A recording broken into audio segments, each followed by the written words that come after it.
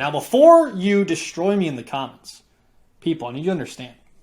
Yadier Molina, after all the names we've listed, in my opinion, and stats back this up, is the best defensive catcher of all time.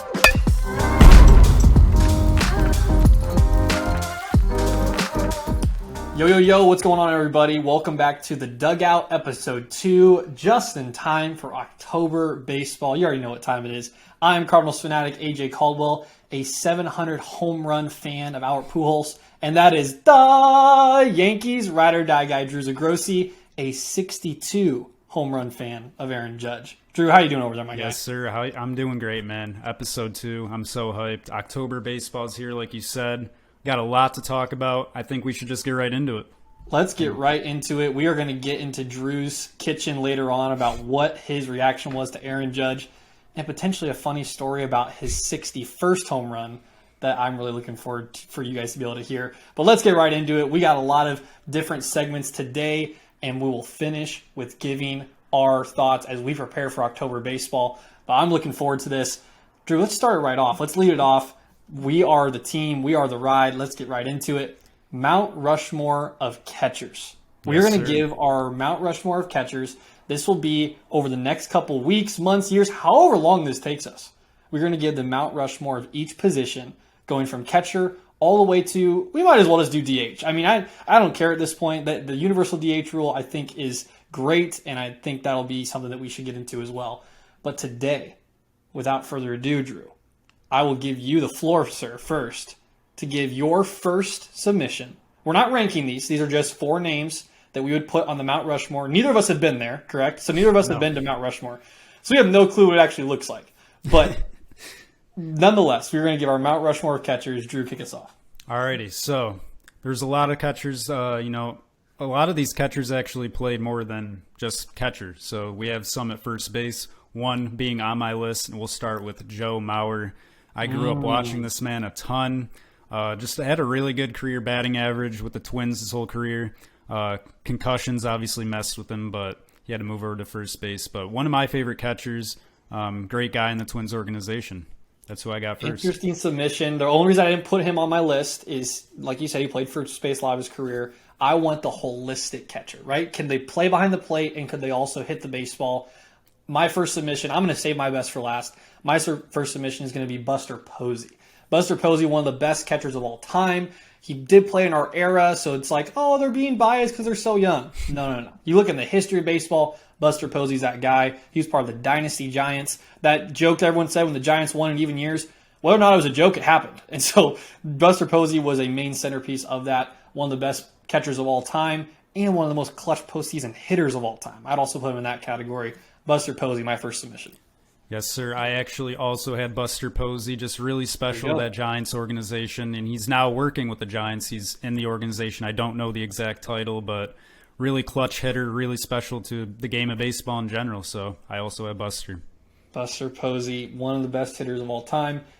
I don't know what happened to the Giants, but Buster Posey's now one of the part owners or whatever. That will age you if I've ever heard of something aging you. Buster Posey now being a part owner for the Giants. I'm old, but not really. My second submission for the Mount Rushmore of catchers, I'm going with Johnny Bench.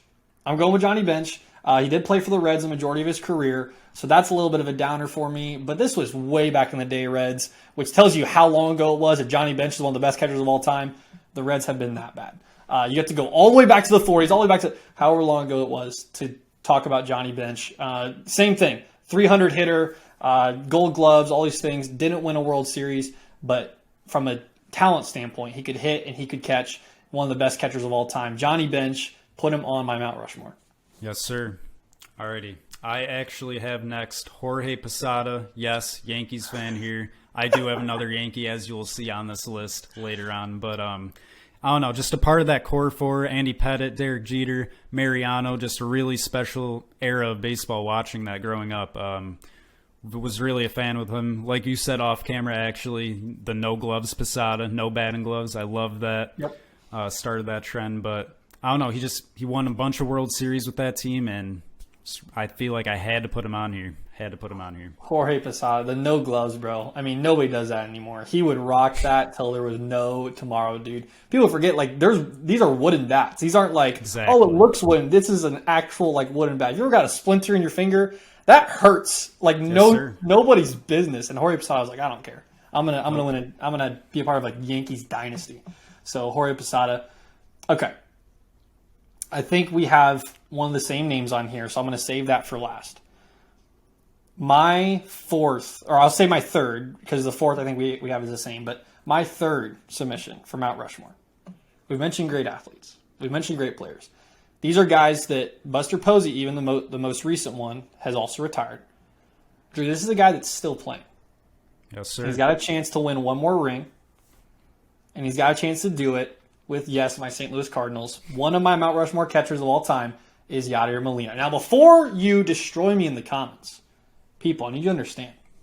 Yadier Molina, after all the names we've listed, in my opinion, and stats back this up, is the best defensive catcher of all time. No cap. He's the best defensive catcher of all time since entering the league in 2004. He has thrown out the attempted stolen bases compared to how many people Yadier Molina has thrown out is 400 runners difference between the St. Louis Cardinals and the next team on the list. The Arizona Diamondbacks have over 1,000 stolen base attempts on their catchers. The St. Louis Cardinals have less than 600. That is the effect that Yadier Molina has had. And oh, by the way, he's a .277 hitter in the postseason. Come at me. Yadier Molina is one of the best catchers of all time. I have to put him on Mount Rushmore, and he's got one more chance to do it with Albert Pujols and with Adam Wainwright. Give me Yadier Molina, bro. I'm tired of it. He's one of the best catchers of all time. For sure. Like you said, he's going to be able to have another chance, another ring with those two guys, Adam Wainwright and Albert Pujols, similar to Jorge Posada, with the core four. I mean, just really special guys to each fan base. And I don't know. I think I'm really happy for St. Louis fans to be able to watch this postseason. It's going to be really fun. I appreciate that, Drew. That's, for sure. That's very heartfelt of you. Of course. Alrighty. So our final, I think we both have the final same catcher on the list.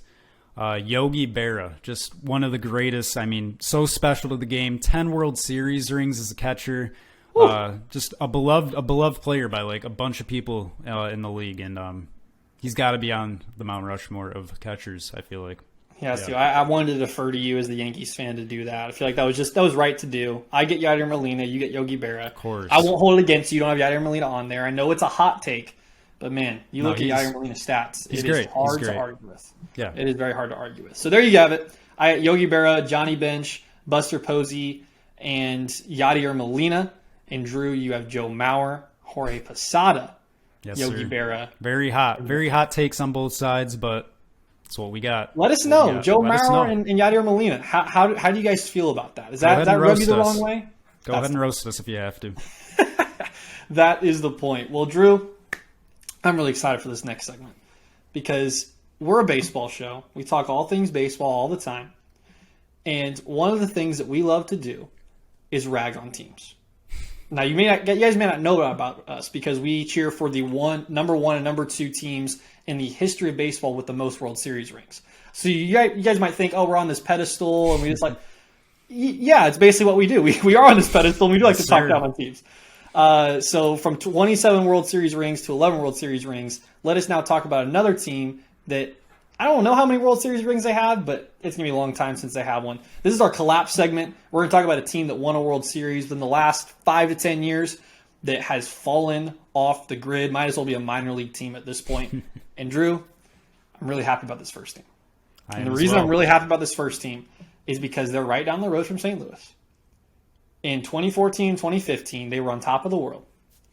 Imagine this for a second. Patrick Mahomes with the Chiefs. Imagine if he was playing around the same time as the 2014, 2015 Kansas City Royals. It would have been madness. It would have been, the city would have been shut down. It would have been all Royals, all Chiefs, all the time. Instead, we have to go all the way back to 2014, 2015, when the Chiefs weren't very good and the Royals were on top of the world. They beat the Mets in 5 games in the 2015 World Series. Now, why are we talking about the Kansas City Royals, you may ask? Why are we talking about their collapse?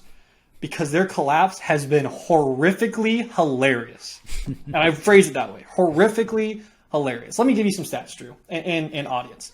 And again, if this is shocking to you, good. It's because the Royals are that bad. Since winning Game 5 of the 2015 World Series, in the next 6 to 7 seasons, including this season, the Royals' overall record includes 442 wins. Oh, wow. They have over 400 wins. Compared to 587 losses. For perspective, there are 162 games in an MLB season. You take into account the 60-game season during COVID, and the Royals still had a losing record. All you had to play was 60 games, and you still lost whatever it was, 34 to 36 games. Horrifically bad. They are close to 600 losses in the last 7 seasons in a 162-game season. If you do the math on that, that is pretty close to 90 to 100 losses per season. This is the same team, Drew, with Eric Hosmer, with Lorenzo Cain, with Alex Gordon. This incredible team. You remember Terrence Gore, the speedster on the 2015 Royals, where it's like, this guy is the X factor.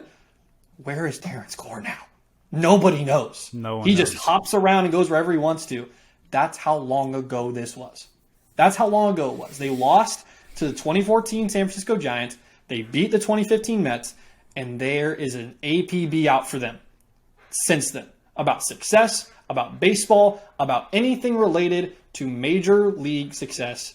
Kansas City Royals are nowhere to be found. Poor Salvador Perez, bro. By the way, 41 years old. He's a part of this team still for some reason. And I have no clue why. I have no clue why Salvador Perez is even part of the Kansas City Royals. He needs to go. He needs to find somewhere to go to play for another baseball team, or he needs to go and just retire because the Royals aren't anything worth mentioning anymore. Thoughts on that before I give some more just cool golden nuggets? I mean, I guess I can try and brighten up the mood with Royals fans, but No. Just bury them. Yeah, you really can't. You really can't. I mean, you guys do have Bobby Witt Jr. ranked the top prospect in baseball, also called up now, obviously. Having a great year. He's really good. Definitely going to build around him in the future, but I really can't tell you anyone else in their farm system. It's so bad. We were talking about off camera, bro. Can you name another Royals player besides Salvador Perez and Bobby Witt Jr.? Zach Greinke. He's back with the team, but that's Zach Greinke. That's it. Oh, man. It's bad. It's bad. 6 out of the last 7 years have been losing seasons. And the 7th season that wasn't a losing season, they went 500. 81 and 81. So it's bad. It's bad. And you're finishing dead last, by the way, in the American League Central, which is the NFC East equivalent in baseball. It's the worst division in baseball, and you're finishing last. Alrighty, we are back. So we are going to be giving a top 5 all-time Dodgers list. We're going to be going back and forth. We got to depend on each other for this. This is going to be tough. At the number 5 spot, I think I'm going to be putting Pee Wee Reese. Okay? Okay. Pee Wee Reese, 10-time All-Star, the stolen base leader in 1952. I think that's a good start for us right there. So who would you be putting at number 4? Number 4, doing the top 5 Dodgers of all time, which I hate to do as someone who lived in Los Angeles for a time, Drew. But if I had to pick a number 4 Dodger of all time, I'm going to go with Justin Turner. Okay. Justin Turner, okay. One of the best postseason clutch hitters in postseason history. This is so difficult. Justin Turner, he's one of the backbones of the Dodgers, been there basically his entire career. And yeah, he's a difficult, if not one of the more difficult outs in MLB postseason history when it comes to getting a hit, getting a home run, whatever you need, Justin Turner's going to give it to you. So I would have to put Justin Turner, just from postseason success, on my number 4 spot for the Dodgers. Okay. I wasn't expecting that, but me neither. But okay. Alrighty. I guess we'll put number 3. Number 3, I feel like we have to put Clayton Kershaw. I don't know how you feel about that. Okay. 9-time All-Star, future Hall of Famer, one of the GOATs, one of the best pitchers, I think, in the game ever. But I think number 3, we're going to put Clayton Kershaw. Clayton Kershaw, I like that. I'm gonna put this guy at number 2. This is pressure, man. We This is talked, pressure. bro. This only gives you one option for number 1. So if you Exactly. don't do it, you've definitely failed me. But I had to put him at number 2 just because his overall stats weren't as good as who I'm thinking for number 1. And I hope you're thinking. Number 2 is Jackie Robinson. Okay. Okay, so I can't put Jackie Robinson number 1, and the reason is, and it's great. Like, he broke the color barrier. He was the first African American athlete in professional baseball. Unbelievable. Like, we celebrate Jackie Robinson Day every year. It's a great day to celebrate in baseball. Everyone wears number 42. It's awesome. When we talk about actual baseball stats, I can't put him the number 1 Dodger of all time because of the guy I have in my head. Now, Drew is the person that you have also in my head. I hope. It's gotta be. It's gotta be. Sandy Koufax. There we Yes, go. sir. Now we're firing all cylinders. One of the best pitchers, period. I mean, Yep. just looking at his stats, we'll run by his stats real quick. I mean, 3-time Cy Young, 2-time World Series MVP, let alone going to the World Series, 4 times World Series champion, 7-time All-Star. I mean, one of the GOATs. One of the What GOATs. else can you say? What else can you say except I hate picking the top 5 Dodgers of all time, Drew? Why did you make I me don't do blame that? you. But now it's out I'm of the sorry. way. It's out Now of we the got way. it out of the way. It's out of the way. If you guys are watching, leave a comment maybe who you want to see have we rank next. That would be pretty fun. But Who would you have as top 5 Dodgers of all time? Always like and subscribe, rate and review the podcast. Obviously, we're on YouTube. We're also on many podcast streaming platforms. So we're not even close to being done yet. But just as a reminder, leave your comments, leave your reviews, and let us know why you also hate picking the top 5 Dodgers of all time, and give me some sympathy there. yes, sir. What we got, Drew? All right, AJ. So I think we're gonna tee us up for everyone watching. We love baseball. We hope you love baseball as well as much as us. And we all fell in love with one player growing up. AJ, who is that player for you?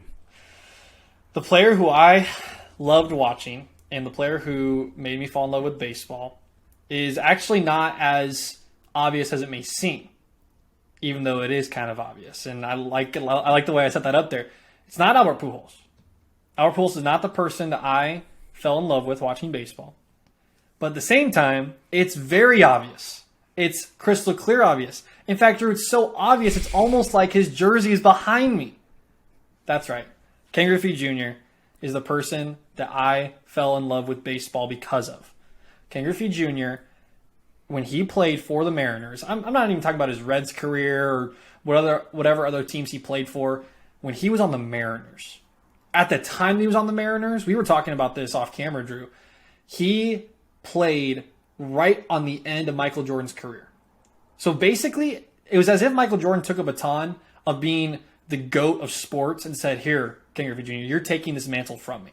Because right when MJ hit the shot against Russell or whatever, against the Utah Jazz in 1998, Ken Griffey Jr. was coming in and lighting a fire underneath Major League Baseball. He's one of the only guys to ever have his own cleat, his own shoe. I mean, the guy was all over the place. I've never seen so much MLB marketing for a player since Ken Griffey Jr. You have all these Dairy Queen commercials now and whatever in the world they're doing, bro. I don't understand what the marketing is. They did a great job with the All-Star game this year. But the way Ken Griffey Jr. was just controlling the market. I mean, you could have been watching a movie, bro, on TV, and the commercial breaks could have been Ken Griffey Jr. That's how much of a centerpiece of baseball that he was. And then also, how can I not mention in the same sentence of Ken Griffey Jr., backyard baseball? Backyard baseball changed the way I looked at sports, changed the way I looked at baseball, changed the way I followed baseball. Because when you're 7 or 8 years old and you open your old Mac or your old PC and you're playing a computer game called Backyard Baseball, if you don't love baseball after that, you do not have a soul. That is how good Backyard Baseball was. Drew and I have also agreed that at one point or another, we're going to do a Backyard Baseball draft segment because you guys just need to know all the love that we have for all these players that maybe you've heard of, maybe you're fist pumping right now. I can't believe they brought Backyard Baseball. And maybe you're like, I have no clue what they're talking about. Ken Griffey Jr. was one of the centerpieces of that game as well. It's the pros as kids. It's all. Drew, we're just going to have to get into it at some point. Just our love for that computer game. I mean, it's incredible. But Ken Griffey Jr., the player I fell in love with and consequentially fell in love with baseball because of, I love it. 24 Mariners jersey. I'm not going to put it on because all it's going to do is people are going to clip that and they're going to be like, he's a fraud. He's not a Cardinals fan. He's a Mariners fan. I'm a King Griffey Jr. fan. Drew, who is the person you fell in love with watching baseball? It had to be Derek Jeter, right? No. So two things before I get into that. 100% doing a backyard baseball draft. 100%. Unbelievable. Number two, congrats to those Mariners fans out there for finally getting back into the playoffs. Yep. Got to give you a round of applause for that. But the player I most fell in love with, kind of random, grew up a Yankees fan. You know, we had Derek Jeter, Mariano Rivera. Really random, Curtis Granderson. So I love it. It's so random, but I mean, when I was a kid, baseball has been around me my whole life, so I've always had a love for it. Day I was born, pretty much. But I never watched it as a kid like too much. I wasn't watching full games like I do now. But when I did watch it, Curtis Granderson was on the Yankees, and for some reason, I just was attached to him. I have no clue why. Really don't know why. But I would go from things like just little things, from copying his batting stance in Little League when I would play. I mean, I had my Xbox on gamertag as like the Grandy Man or something like that.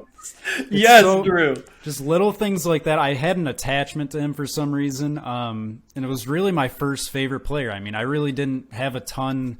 I mean, I looked up to all the Yankees, of course, but for some reason I was attached to him. I'm not too sure why, but I mean, he jumped around to a bunch of teams. I mean, he was on the Mets as well, and he kind of came out and said that he liked being a Met more than a Yankee.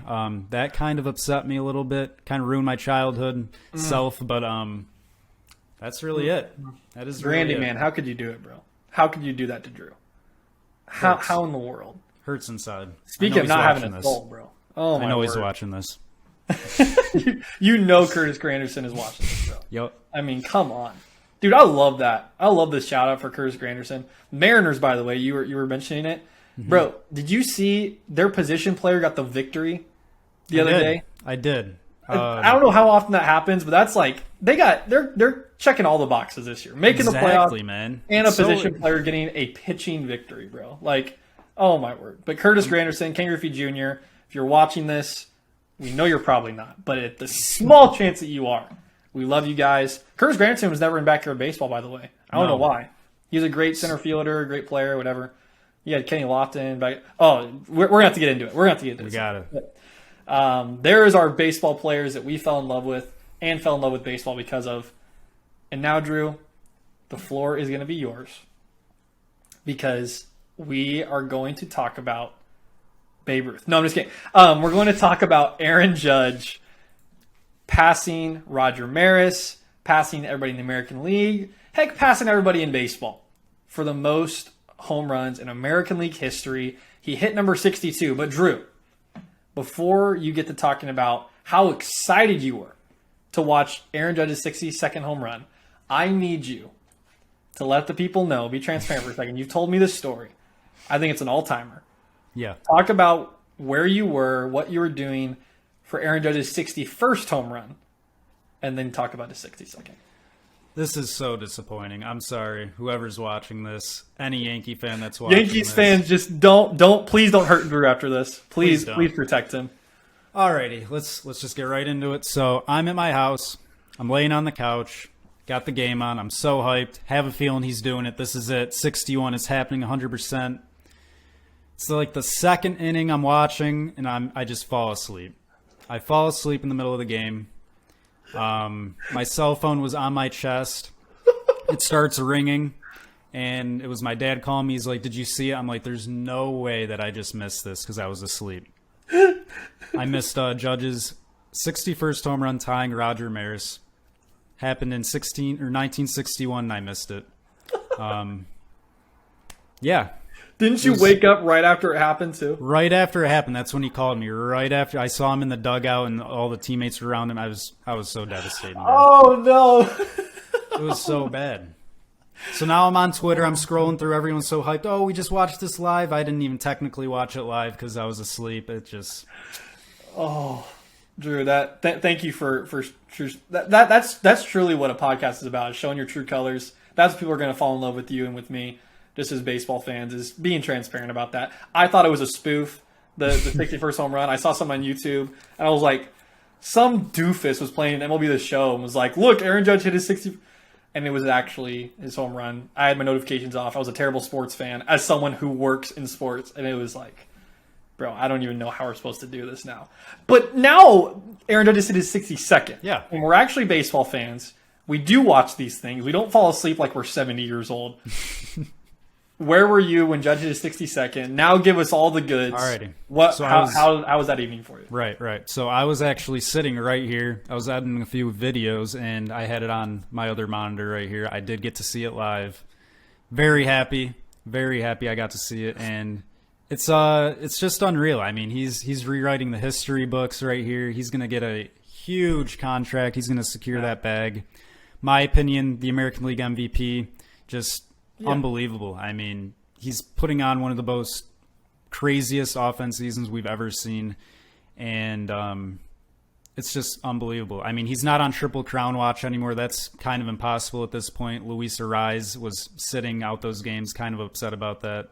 But yeah, I mean, something interesting that I saw, that a lot of people probably saw, was Roger Maris Jr. came out and said that if he did beat it, this was a while ago, but he obviously did, that he should have the all-time home run record. So I personally, I'm a Yankees fan. I still personally don't believe that Barry Bonds is the holder of that. Juiced up or not, I mean, it's the same as like the Astros winning that World Series. It's still there. They cheated, but it's still theirs. I guess it's in the books. So I don't know. Everyone has an opinion about that, but that's what I think. And even Judge thinks that. He actually grew up a Giants fan, but did he really? I didn't know that. Yeah, he did. And it's kind of scary now that a lot of teams are going to be looking into him. So I was going to say, you said he's going to get the massive bag. We're going to get into that in the offseason because we got a lot of playoff baseball to discuss. But once that offseason hits, it's going to be Aaron Judge watch to see where he ends up going. But man, that was great. I was actually doing some work for ClutchPoints and was literally just about to stand up to go get something to eat or something, and my Twitter blew up. And I was like, no way.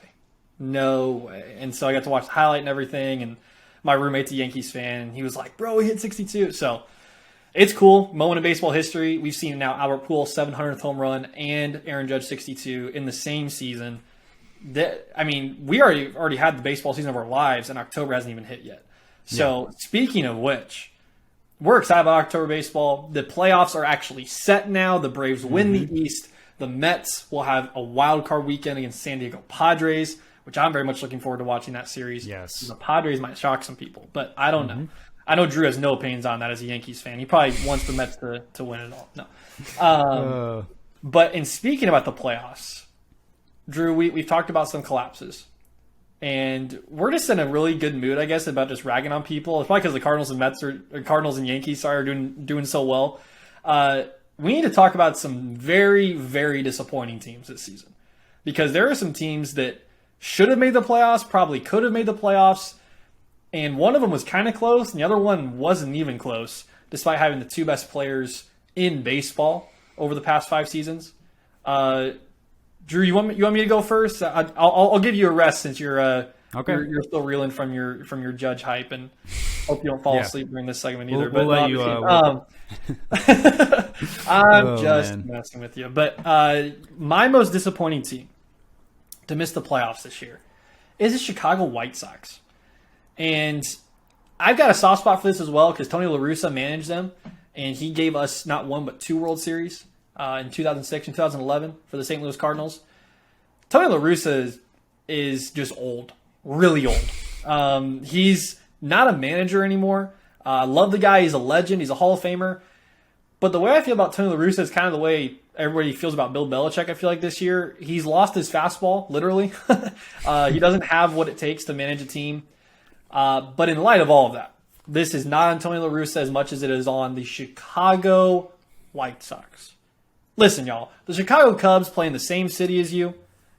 They're the lovable losers. They've been the lovable losers. 2016 was the most fluke year if I've ever seen one. They've never been good since. We're going to get into a Cubs collapse at some point on this podcast.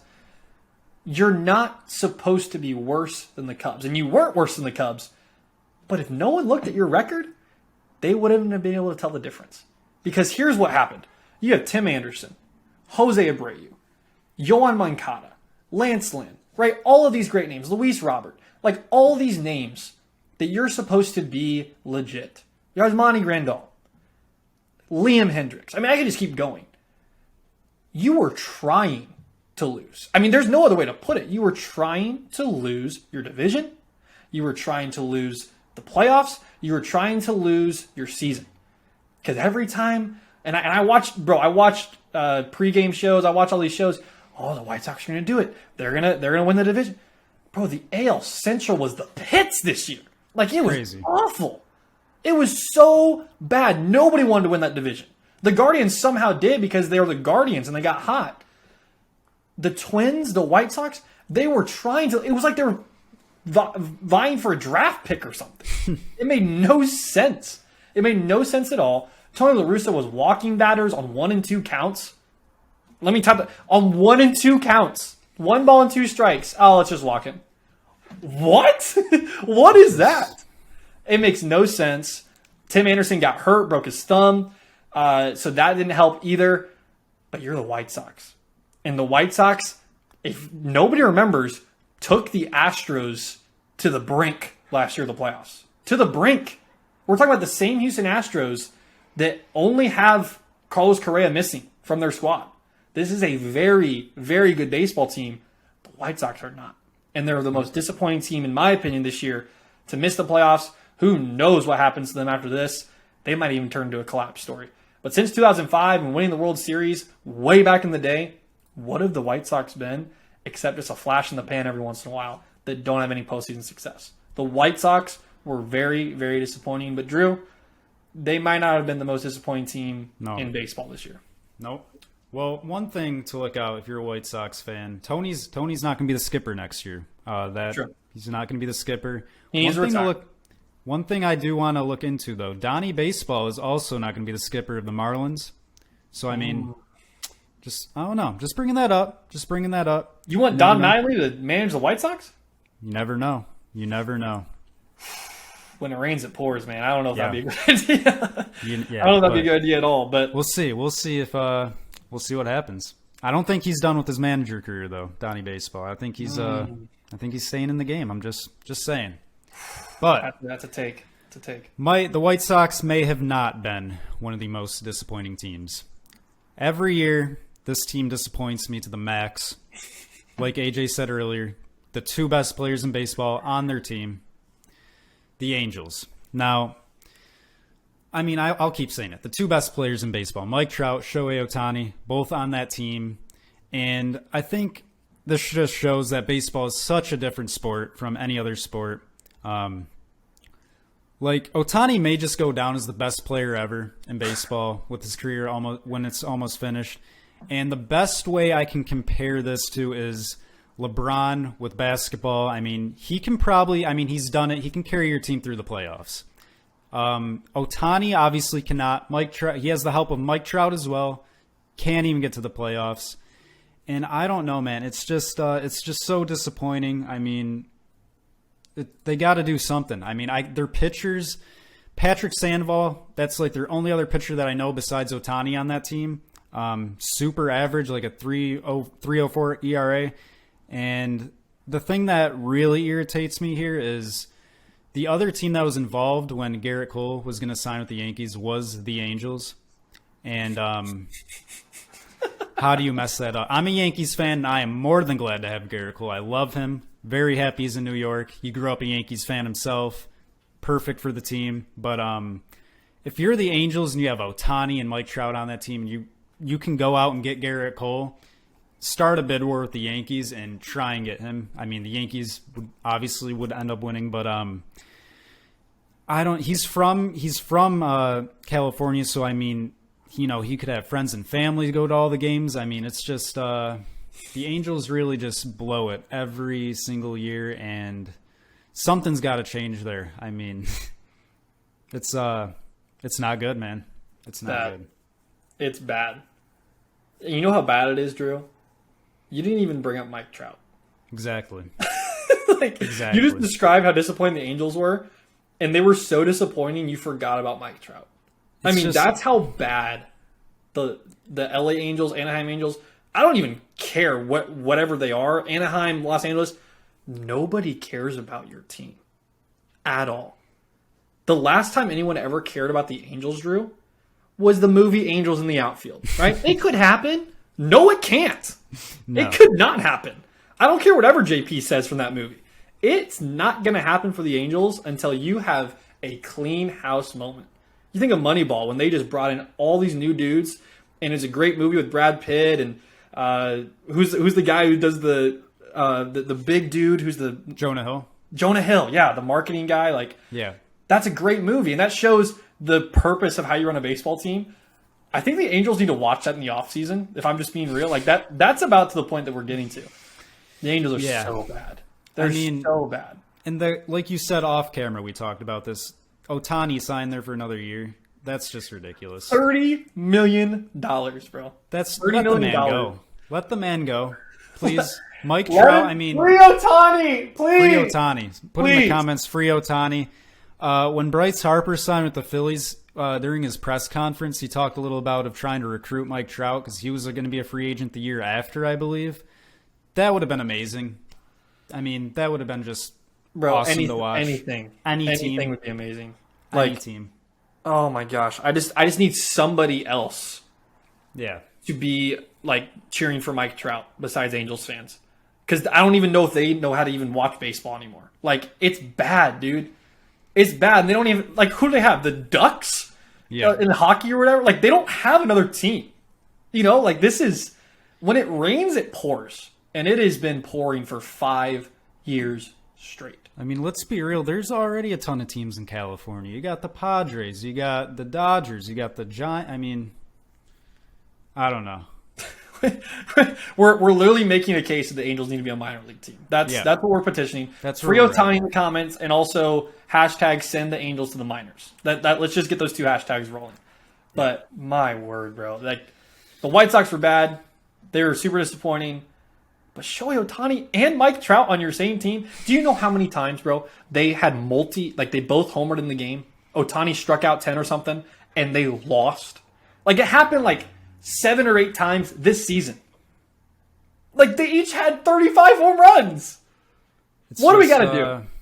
What do we got to do? In the offseason, we better see something. If you're bringing Ohtani back, please do something. I don't know. What did you say off camera, too, about Anthony Rendon? You forgot he played for the Angels? Yeah, I literally forgot he was on the Angels. Dude, that was like one of the best hitters from 2019. And he's I actually have a video going up on all the socials on ClutchPoint about some of the worst contracts in history. He just might be up there.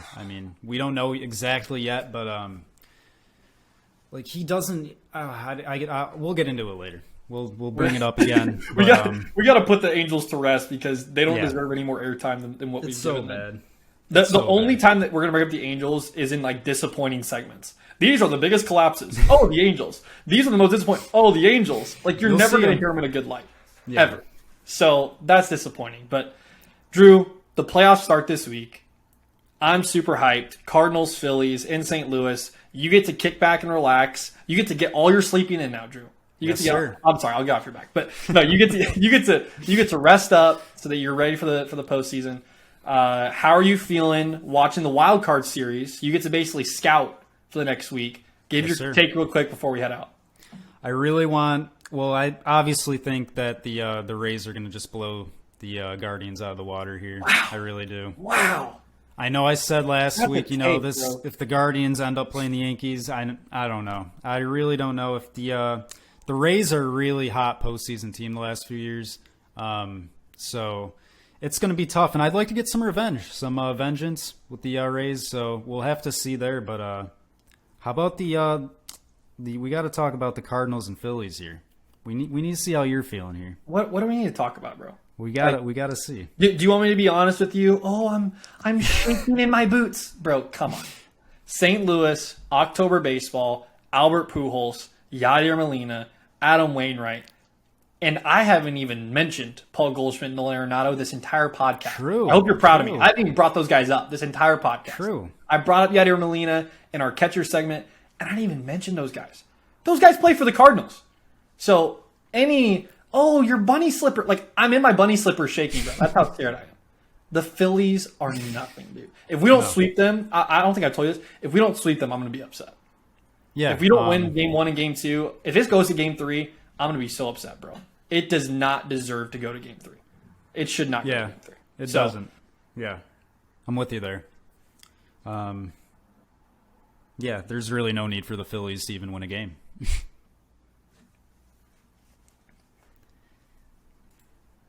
Yeah, and I'm also just thinking about the Mariners and Blue Jays series. That's going to be a great series.